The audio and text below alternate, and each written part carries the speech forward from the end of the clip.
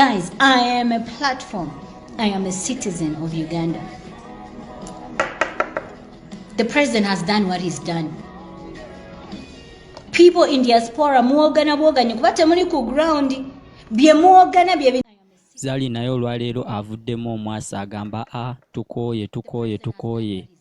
Zari avuddemu omwasi omukyalo n'abadde asirikidde ebbanga ddene okuba nti ayogerako eri bannayuganda naye olunaku olwaleero asazeewo ebintu bino abiyingiremu anti tuli mu scientific elections ebintu bino asazeewo abiyingiremu naye teweerabira nti tuli ku Francoin Media mwebale kubeerako nyongera okusaba buli omupya atoyongako subscribe teweerabira kunyiga kadde ako bambi subscribing kakati omukyala Zarina avuddeyo olunaku olwaleero nga yeemulugunya ku nsonga emu bbiri ezaba people power okuba nti bavuganya President Museveni olw'ebigambo ebingi byayogedde saagala mbe nga mbiyisa mu kamwa kubanga abantu b'oku social media kuno abasinga si bangu saagala mbe nga mbiyisa mu kamwa njagala mbe nga mubeewera mumuwulire ebigambo byayogedde ate mumanyi naddala ki kyasabye President Museveni okuba nti akyusaamu eri eggwanga okubanga akyusaamu ku Uganda tube nga tweyongerayo maaso. So njagala mbawe vidiyo eno muwulire ebigambo byayogedde eri mwenna banna people power oba abali mu kisinde kya people power mumanyi ddala bubaka ki Zari kuno bwaleese temwerabira nti Zari avuddeyo yaviiriddeyo ddala atabuse atandise okubanga awa information from South Africa egyakasiba kambawe vidiyo yeno muloke mugirabe namwe mumanye ddala ki kyabagambye. Guys, I am a platform. I am a citizen of Uganda. The president has done what he's done.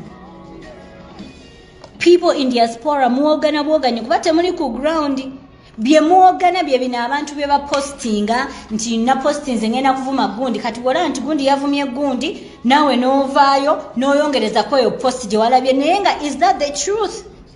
Obola bye post nawe yakomye ku sirigwe notandikira ku phone n'omulala nayongerako 7-8 bwetyo netambula. Is that the truth? Muzeeyi byakoze abikoze. Muzeeyi byakoze abikoze. People will either accept it or you will just live in denial. Byakoze abikoze. Is Uganda the only economic struggling country? Can I speak about Malawi? Can I speak about Zimbabwe? Is Uganda the only economic struggling country? Okuloza nti muzeeyi atusize obwavu, muzeeyi tasobola kukeera ku makya buli omu n'amuwa nnyumba asulemu. Muzeeyi tagenda keera ku makya buli omu amuwe office oba amuwe nedda. Even the next person is not going to do that thing. Tebabalimba. If that's why you're being lied to, it's not going to happen. Tewali agenda kuvaayo agambe I am the new president. There's houses for everyone. There's jobs for everyone. These things are created by us citizens.